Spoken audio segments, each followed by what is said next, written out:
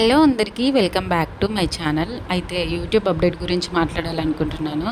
So ఒక 2, 3 shorts చూసాను నేను కూడా. ఏంటంటే ఆల్రెడీ ఛానల్ స్టార్ట్ చేసిన వాళ్ళు, కొద్ది వరకు వాచ్ అవర్ కంప్లీట్ చేసుకున్న వాళ్ళు ఏంటంటే చాలా డీమోటివేట్ అవుతున్నారు ఈ యొక్క రూల్స్ అండ్ రెస్ట్రిక్షన్స్కి. ఎందుకంటే మీకు టైం ఉంది, ఇంకా 6 మంత్స్ టైము. ఆ టైమే కాకుండా మన కంటెంట్, మన కన్సిస్టెన్సీ, మన యొక్క జెన్యూనిటీ మనకు చూసే వాళ్ళకి నచ్చింది అంటే 4000 వాచ్ అవరే కాదు, 8000 వాచ్ అవర్ కూడా కంప్లీట్ చేసుకోవచ్చు మనము.